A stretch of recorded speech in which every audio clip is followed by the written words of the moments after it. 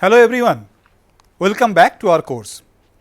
In this lecture, I will discuss multiple linear regression, or in short multiple regression. Earlier we have done linear regression, right. So, what do you do in linear regression? So, in linear regression we have one predictor and one dependent variable, right. So, and we believe that in between these two we have a linear relation. For example, we may have y equal to bx plus a, where x is the predictor or independent variable, whereas y is the outcome or the dependent variable, and they have a linear relation between them. For example, suppose you are studying hatching of eggs of a particular bird, and you may know or you may apprehend that temperature is a factor. So, temperature is a predictor or independent variable, whereas the number of eggs hatched is a outcome or dependent variable. And you generate the data, then you perform linear regression, the way we have learned in last 3 lectures. Now, in some cases you will realize that the dependent variable does not depend upon only one predictor or one independent variable. It depends upon multiple independent variables. For example, suppose you are doing some clinical studies and you may be interested in how the blood pressure of those volunteers are getting affected by some other clinical parameter, and in that case the blood pressure is your dependent variable, whereas you may have multiple independent variable or multiple predictor. Some of them I have listed here. For example, you may have age is a predictor, weight of the person may also affect the blood pressure, smoking, how many cigarettes that person smokes, and alcohol consumption can also be another independent variable or predictor. Now, you may believe that all these 4 predictor has some sort of linear relation with blood pressure, the dependent variable. Then what is our model? Yes, we can create a linear model in this case also. So, in this case y, that is the blood pressure, right. So, y is equal to b1 x1 b2 x2 plus bk xk. This x1 x2 up to xk are my predictors, and b1 b2 bk, all these are coefficient or parameters of my model, and at the end I have an intercept a, which is also a coefficient or parameter. So, this is my linear model, y equal to b1 x1 plus b2 x2 plus up to bk xk plus the intercept a. Now, you want to create this model out of a data. So, that is where multiple linear regression, or in short multiple regression, comes into work. So, for this type of work, what will be the data format? Let me write down the data in a tabular format. So, I have k predictor starting from x1 up to xk, right. In the example of blood pressure, I have k equal to 4 predictor. So, I am writing generalized way x1, x2, x3 up to xk, and the last column is for my y, which is the dependent variable, right, dependent variable. And you must have some observation or experimental data. So, all these data, suppose I have n data point. So, they are along this. So, they are rows of my table. So, I have x11 is for the first data point, x12 is x1's value for the second data point, and at the nth row I have x1 n1 and such that. And usually in this case, if the number of data point should be must be much bigger than the number of predictor. N must be much bigger than the predictor, number of predictor k. So, now if I have this data, I want to fit a linear model to this data by regression. So, what is my linear model? Just now I have shown y is equal to b1 x1 b2 x2 plus up to bk xk plus a. b1, b2, bk up to bk and a are the parameter or coefficient of the regression, and we have to determine that by fitting this model to the data by regression. How should we proceed? It turns out that the mathematics or algorithms that we have used for simple linear regression, where we have only one dependent variable, one independent variable, one predictor based system, we can use the same one exactly for this problem also. In fact, I can use the principle of least square, where I want to minimize the objective function. What was the objective function for simple linear regression? It was RSS, residual sum of square. The same RSS is used here. We have to minimize yi minus yi hat square and summation of those. Yi minus yi hat is the residual, right, deviation from the data. So, yi hat is the calculated or predicted value of y, whereas yi is the value from the data. So, you are calculating the deviation, squaring that, and then summing for all n data point. That is your objective function, and that is residual sum of square. We have discussed this when discussing simple linear regression in earlier lectures. In this case, you are trying to minimize this RSS by choosing correct value of A, B1, B2 and Bk. So, that is your goal for least square method for multiple linear regression. In fact, for simple linear regression, I discussed that we have the linear algebra based method, right. So, here we usually use the linear algebra based method to solve this problem. So, what we have to do? I have the data set. This is the data table. I represent that as a system of equation.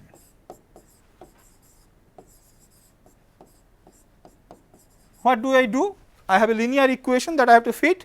So, for the first line of my data set, so the first data point, y1 would be equal to b1 x1 1, that is the data from here, plus b2 into x2 t 1 x2 1 up to bk into xk1 plus a. So, similarly for the second data point, I can write a equation, and so I will have n number of equations. And as n is much bigger than k, so obviously n must be also bigger than k plus 1, and you can easily see this is a overdetermined system, and we discussed that while discussing simple linear regression earlier. So, I have this system of equation generated from the data and using the model, linear model that we want to fit. Now, I will represent this system of equation in terms of vectors and matrices the way we did for linear regression earlier. So, what will happen? I will get a vector for y that will have y1, y2 up to yn stacked together. It is 1 into n vector, and then I will have a matrix here which will be n into k plus 1. It will have the x values, the predictor, and one column for 1, because that is associated with the parameters or the coefficient that I want to estimate from data. And this matrix should be multiplied by my parameter vector or coefficient vector, whose dimension will be k plus 1, because I have k coefficient for k predictor and one constant extra, the intercept. So, k plus 1 into 1. So, in short, if you remember, this will be represented at y, capital Y, this will be represented by capital B, and this is x, sorry, not B, x, and this will be represented by capital B. So, I get a system of equation in a short form. I can write y, capital Y is equal to capital X into capital B, and I have to get rather estimate the value of this B vector I have to estimate from data. So, how should we proceed? We will proceed exactly the same way we have done for simple linear regression earlier. So, I have the system of linear equation, and from the concept of projection it can be shown just like earlier we have done, then the solution, the optimum solution where the error is minimum, will be given by B, this vector, is equal to x transpose x, inverse of that. So, you are taking the inverse of x transpose x into x transpose y. I hope you can identify it from our initial lecture on linear regression. Same equation we have. So, now we can solve this, and you can manually also do that if the system is simple. Otherwise, we can use any other tool like R, and in fact, the LM function, the linear model function that we have used for simple linear regression in R, can be used in this case exactly, right, with a very simple tweak, and it will perform the same operation and it will calculate the value of B. So, it will give me a vector with B1, B2, Bk all and A estimated. So, that is how you perform multiple linear regression. It is same as simple linear regression. The only difference is here is that in earlier linear regression we have discussed, which is usually called simple linear regression, you have only one predictor. In this case, I have more than one predictor up to k predictors, right, and but the relationship between the dependent and independent is still linear. So, once I have done this and calculated the coefficient, what should be my next job? As we have discussed earlier for a simple linear regression, here also I have to go for diagnostic checks, right. So, I have to check how good is my linear model, how good are the estimated coefficients are, all these things we have to do. So, what I will do? The first thing I will check is I will check the coefficient of determination of R square, because that compares my model with a Ors model, if you remember. Second thing is that we should go for test of significance, and in multiple linear regression you can perform two type of test, one is Ttest, one is Ftest. And the third one that you should do is you will check or calculate the confidence interval for the coefficients, right.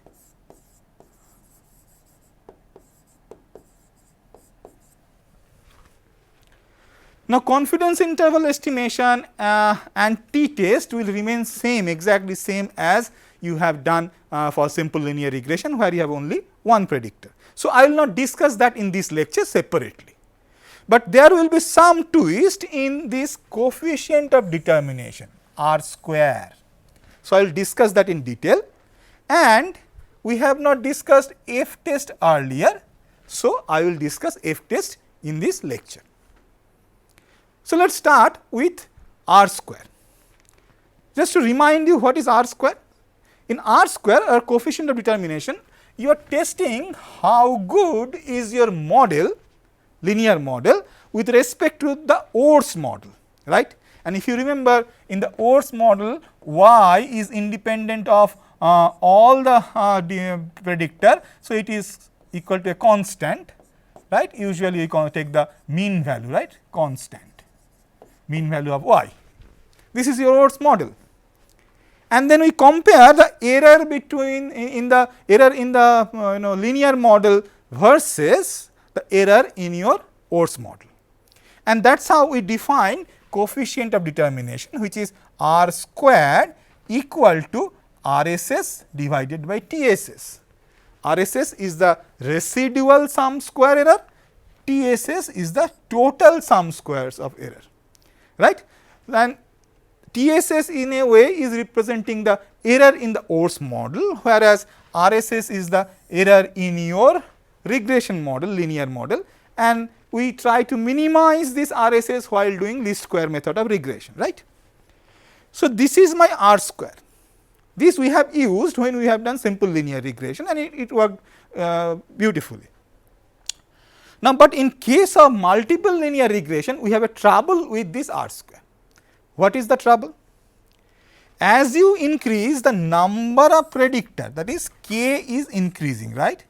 In simple linear regression, k is equal to 1, but in multiple linear regression, k is more than 1.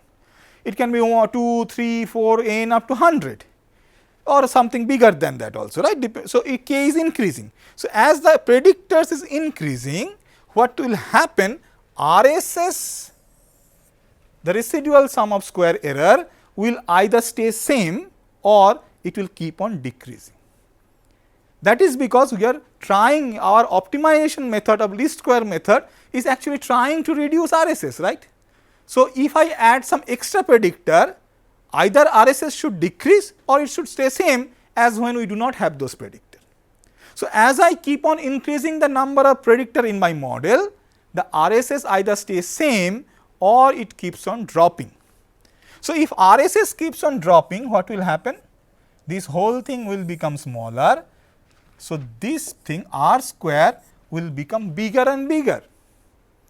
And as we have learned earlier, the bigger R square is a better R square, that means a better model.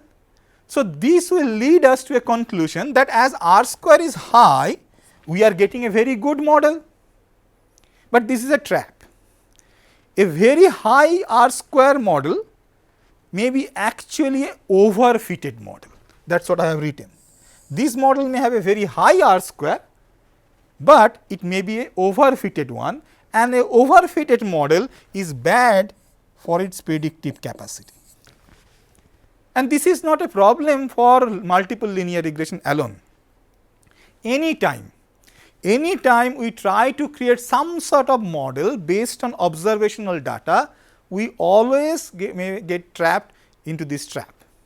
As we increase the number of independent variable or predictor in our model, irrespective of that is linear, non-linear, in all of these things, as you increase the number of predictor or independent variable in your model, the model may get fitted better to the data, but that is actually overfitting, and that you cannot use for generalized purpose.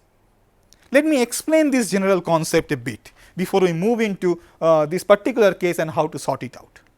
So, suppose this is my data, right, and suppose there is another data point which I have not taken into consideration. Only the yellow dots I am taking into consideration while calculating the model, creating the model. So, what can be the best fit model? Okay, if you look into this whole data set including this one, you may imagine that maybe the original or the real population level model is something like this, right. Let us guess it, maybe something like this, right. We do not know it. I am just assuming that that may be actually the right model at population level, and our data are dispersed around it, and this yellow data point I have seen, right. So, now if I want to forcefully fit a model, some function, linear, non-linear I am not talking about, a some function I want to fit where y is a function of x, I want to fit that in such a way that the RSS should be smallest, as small as possible. What could be the smallest value of RSS? 0, right. So, if I fit a curve like this, I take there, I start from this one, go to the second one, third one, fourth one, fifth one, sixth one, this. So, this undulating curve has gone exactly through all the data points, right. So, its RSS should be the smallest 0. So, then you may think, okay, this is a best fit model, right. So, this is the best fit model. But looking at this, you can easily say without knowing what is x and y, that possibly this is a wrong model, although it has fitted very good with respect to the data, but maybe the original model is something like this dotted line or a straight slant line. This curved line may not be actually a realistic model, and in fact, may not be in most cases possibly this will not be a right model. What we have done, we have overfitted that model to the data, right. So, we have chosen a model which fits very well, but actually may not represent the reality. And in this type of model, this overfitted model, if I take any value outside this yellow one, for example, if I take this one, my prediction will go completely wrong. So, this, as I said, this is a generalized problem of overfitting when we fit models to a data and we keep on increasing model parameters, right, or rather in a predictor in our model. So, let me go back to the problem of multiple linear regression, and where we say that as we keep on increasing predictor, R square become high, and that gives me overfitted model, which is actually not good, which is not much useful for us. So, how can I avoid this problem, right? We have to solve this. So, what we do, we actually try to modify this R square in such a way that as RSS will drop, right, my R square will get some penalty. That means, as we increase the number of predictor, R square is get penalized. So, that is what we have to do, and that is where the adjusted R square comes. I will not go into detailed derivation how they are getting that, just let us look into the definition of adjusted R square, and in R you can easily calculate it. So, adjusted R square, usually written at R bar square, is 1 minus RSS by TSS. This part is same as the R, that R square we have known earlier, into n minus 1 divided by n minus k minus 1. N is the number of data point, k is the number of predictor. So, notice what will happen if I keep on increasing k. As k increases, this part decreases, right. At the same time, RSS also decreases. So, now if this get decreased and this also get decreased, so I have decreased both in the denominator and numerator. So, in a way they cancel each other effect, right. So, I get an adjusted value of R square and we call it adjusted R square. So, if you are doing multiple linear regression, look for adjusted R square, not just simple R square value. Now, come the question of statistical test. We have discussed in a separate lecture what is statistical test of significance, and then we have discussed t-test in simple linear regression. What were we doing in t-test for simple linear regression?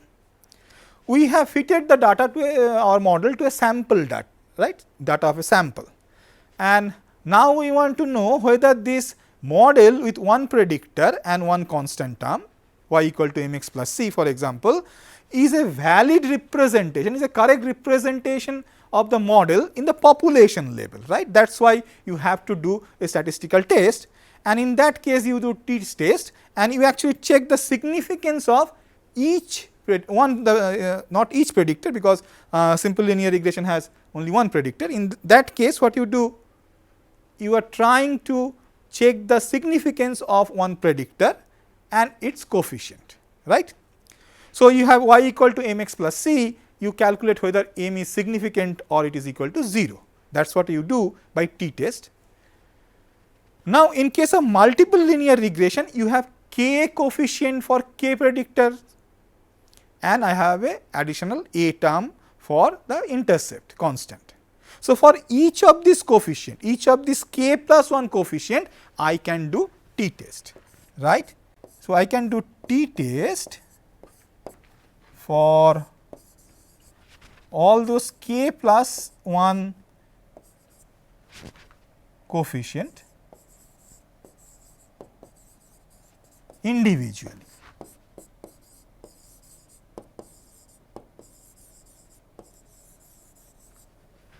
So, I can check whether our suppose the first coefficient B1 is significant or not. Similarly, I can check for the second coefficient, third B and all up to Bk, right. So, that is t-test. It will remain same as you have done for simple linear regression. But in this lecture, I will discuss something which is called F-test. And why are you doing F-test? In F-test, what you are trying to check is that whether the multiple regression model with several predictor is significantly better than a model without any predictors. That means, there is no X term in the model to capture the linear relation in the population, right. Again, remember, it is not the issue with respect to the sample data, it is respect to the what is a real model in the population, right. The population that you have not seen, but just you have a sample data. So, just like any other statistical test of significance, we will take the same steps. What will be the first one? The first one is following the model that we have fitted to our sample data, the data that I have collected, I create a linear model for the population. So, that is equal to y equal to alpha plus beta 1 x 1, beta 2 x 2 plus up to beta k x k. What is beta 1? Beta 1 is equivalent to B 1 in my multiple linear regression model. Alpha is equivalent to A in my model. Same way, beta k is equivalent to Bk in my linear regression model. The only difference is alpha, beta, these are for the population level model. So, these are population parameter, whereas A, B1, Bk, B2, these are my sample parameter, right, sample model parameters. Now, once you have this model, you have to create null hypothesis and alternate hypothesis. So, what is the null hypothesis in this case? Remember, in this case you are comparing your linear model with respect to a model where is no predictor. So, that means my null hypothesis says beta 1, beta 2, beta k, all of them are equal to 0. That is my null hypothesis, H naught. What is my alternate hypothesis? This is my alternate hypothesis, H 1. In that case, I believe at least one of those beta 1 up to beta k, at least one of those is not equal to 0. That means my model has some predictor, it is not without any predictor. So, I have these two model, null model and the alternate model, and I want to I believe actually the alternate model is correct, but I am checking it with respect to the null model. So, this is the second step of any statistical test of significance. The third step for statistical test of significance is to create a test statistics, right. In Ttest you create t value or t statistics you define and calculate that for null hypothesis. Here in F test, what I will do? I will define F statistics and I will calculate that F statistics or F value for the null hypothesis.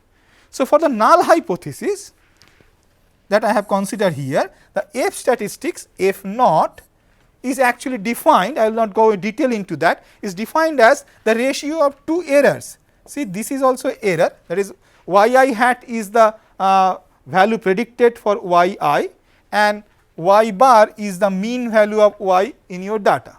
So, that is actually error, deviation of the predicted value from the mean, square of that and sum of it, and if you remember, this is actually explained sum of square, ESS.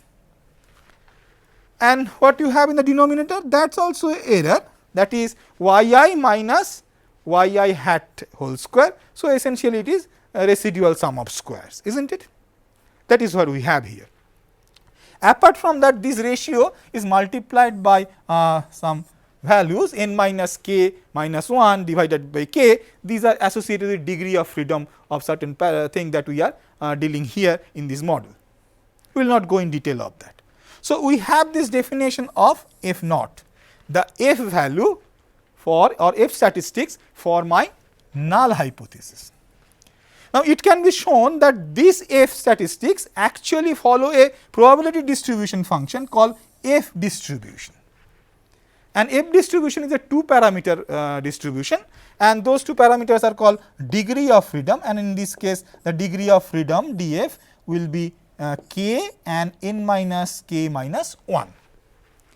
So, I have defined a test statistic for the null hypothesis and it follow F distribution. Now, come my fourth step.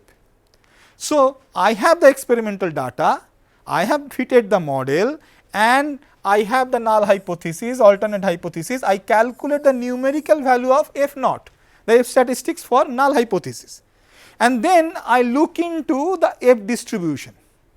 I know the PDF of that, and from that I calculate what is the probability of getting a F value bigger than F naught. Probability of getting F value, F statistics bigger than F naught, and that is my p value. If that p value is less than a threshold, remember if the p value is very small, I will reject the null hypothesis. But how small is small? To decide that I need a threshold. That threshold comes from the level of significance. So, that is alpha. So, if p is less than that threshold, I will reject null hypothesis. So, I will say H naught is null hypothesis is wrong. If null hypothesis is wrong, that means they are not equal to 0, at least one of them is important here in this equation. That means at least one of the predictor is required in the population level model, you cannot remove all of them. So, what you are doing here? In Ttest, you can actually test the significance of each of the predictor and its associated coefficient, right. If a predictor is not important, it is not significant, then when you the t test for its coefficient will fail. So, in that case what will happen? You will reject, you will simply remove that predictor. So, in that case you are actually testing for each of the predictor, whereas for F test you are comparing the whole model with respect to a model, null model. You are comparing all the predictors together with respect to a model where there is no predictor at all. So, you are comparing the as a whole behavior, as a whole effect of all the predictor to the predicted one or the dependent variable. So, this is F test. So, what we have learned till now, we have learned about how to do multiple linear regression, and then I have discussed that you can do multiple linear regression the way we do simple linear regression using the same function in R. Once you have done that, you do some diagnostic check like this F test, adjusted R square, Ttest and confidence intervals, right. So, that is what completes usually your multiple linear regression problem. But there is a unique problem associated with multiple linear regression that we have not faced in case of simple linear regression. We have to be very careful about that problem, and let me discuss that. This problem is called the problem of multicollinearity. What is that? To understand the problem of multicollinearity, let us look back what we are doing in case of multiple linear regression. I have represented the problem as a system of equation using this vector matrix notation y equal to x into b, and I have to calculate the b. And how I am calculating the b? B is obtained by this relationship A inverse of x transpose x into x transpose y. So, I have an inversion of a matrix, x transpose x is a square matrix and you are inverting it, and that is where the problem of multicollinearity comes. This x transpose x has to be invertible, right. All matrices are not invertible. So, if this is not invertible, then you cannot solve this problem. So, let us look into that situation when we will have this problem that x transpose x is not invertible. So, this is my x data set represented as a matrix, right. So, I have capital X in my system of equation is the column for the first predictor, column for the second predictor, column for my kth predictor, and one extra column of 1 for the coefficient. This is my X matrix. What is the dimension? This is n into n by k plus 1. Usually, as we said, to do linear regression we need n much bigger than k plus 1. Now, if this k plus 1 columns of this matrix X are linearly independent, then what is the rank of this matrix? The rank of this matrix will be equal to number of column, that is k plus 1. So, when these columns of this matrix are linearly independent, that means I cannot represent any of this column by combination of any other column, one or more columns, right. So, in that case the rank of this matrix will be k plus 1. If the rank of X is k plus 1, then you can easily check the rank of X transpose X will be also k plus 1. So, it is a full rank matrix. Number of columns and rows in the X transpose X matrix is k plus 1 by k plus 1, and its rank is also k plus 1. So, it is a full rank matrix, that means it is invertible, and that means I can calculate B, no problem. But suppose somehow any of these columns in my X matrix are not linearly independent. That means, suppose there is at least one column which I can represent as a combination of any other columns or as a multiple of some other column in this matrix. That means, this column is not independent, it depends upon other column, and then the rank of X will be less than k plus 1 number of column in the matrix, and in that case X transpose X also have less rank, is not full rank anymore, and it is not invertible. So, when these columns in my X matrix are not linearly independent, that means this predictor P1, P2, Pk, right, these are predictor, represented by x1, x2, xk. When these predictors are not linearly independent, then I have a problem. My x transpose x is not invertible and I cannot calculate B. So, this is the problem of multicollinearity. You may have designed an experiment and have collected data where your predictors that you have chosen to create the model may have dependency among themselves, linear dependency among themselves. In that case, your x will have columns which are not linearly independent, there will have dependence there, and I will not be able to calculate B. So, this is called the problem of multicollinearity. Multicollinearity can happen by another means also. Suppose I have chosen the data point in such a way for this predictor, the data value xj1, xj2, the jth predictor are very close to each other, or suppose exactly same. Suppose all of them is 2, 2, 2. That is how you have collected the data. That is how you designed that experiment and that is how you have collected data. Now, if all of them is equal to 2, for example, I have shown it as xj bar, then see this column, the column of 2 can be represented as a multiple of this column, because that last column has 1. So, I can multiply with any scalar value 2 for example, and I can get the other column. So, if any column in this matrix for any predictor, your data is not well dispersed, it is almost same or exactly same for all the data point, then again you will face this problem of multicollinearity, because then these two are dependent on each other, they are not independent, and then the x transpose x will not be invertible and you will not be able to calculate B. So, now this is actually extreme case, where I have what we call exact correlation, right, or exact linear dependence between one or more columns in your matrix X. You may not have exact correlation, you may not have exact linear dependency, but the dependency can be very strong also. Even then I will face trouble. Actually, you will face two type of trouble. The first trouble is either you will fail to solve because you have x transpose x is not invertible, or it is invertible, but there is no exact multicollinearity, but there is strong multicollinearity, and that leads to error in your calculation. So, you will have error in your solutions. And the second problem is that when this situation arises, actually the statistical test start failing. I will not go in detail of that, just to tell you briefly what happens is that for this statistical test, for Ttest or Ftest, you have to calculate standard error for each of the coefficient a, b1, b2, bk, right. You have to calculate the standard errors for those, that means you have to calculate the variance of those.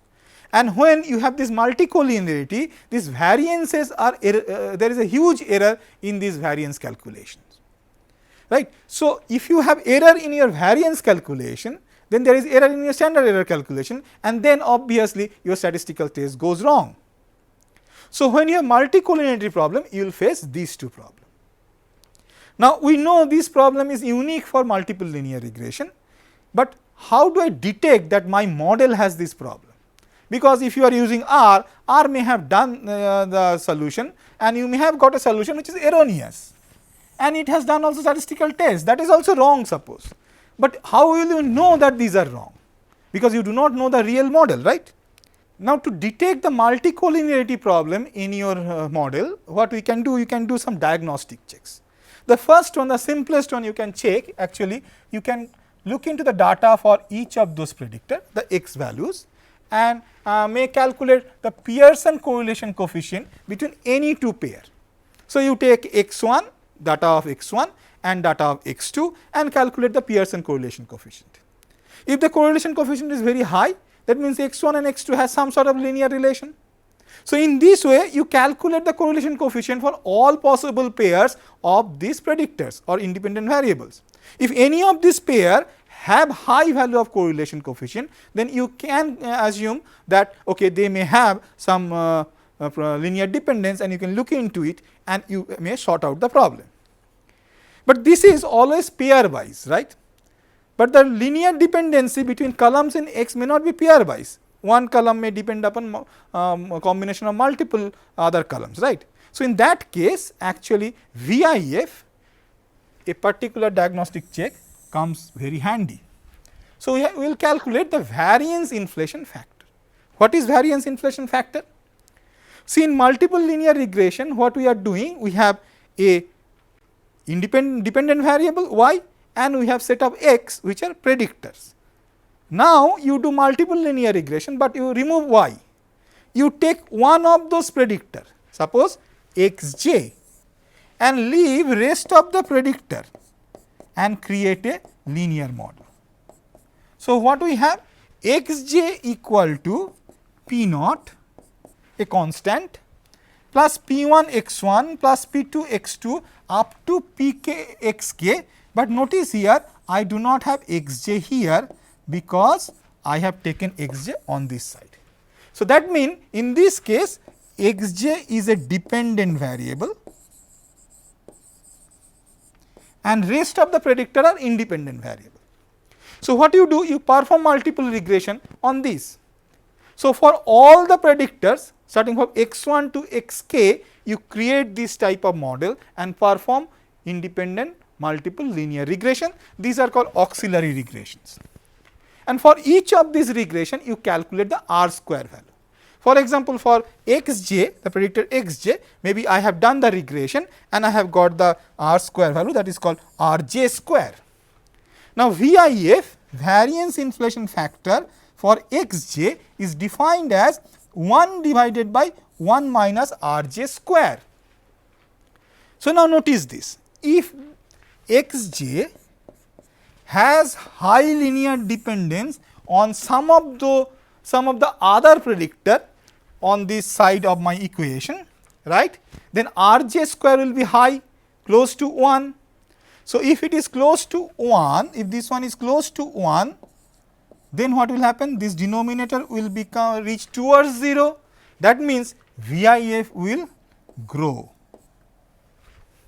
So, if xj, a predictor depend upon one or more predictor, then its VIF will be very high. High mean how much high? Usually the thumb rule is, if VIF is greater than 10, then I consider usually that xj has linear dependence on one or more other independent predictors in my model. In this way, you can calculate VIF for all the predictor and identify the linear relationship, linear dependency between any of these predictor with other predictors. Now, suppose you have done that, what we will do? You have created a model and you have found that there are one or more predictor which has linear dependency on other, that means you have multicollinearity problem. What will you do? Honestly speaking, the best way is to avoid it from the very beginning. Much before you do multiple linear regression, when you are designing your experiment, you are creating your hypothesis, design the experiment in such a way that you know the independent variables or the predictors that you are taking and measuring are not dependent upon each other.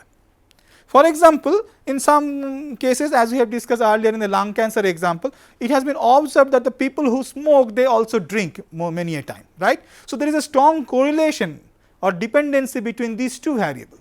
So, if you have in some experiment, you have already taken smokers, their smoking habit in consideration as an independent variable, you may leave alcoholism from that, because they may already have some correlation, they may have some linear dependence already.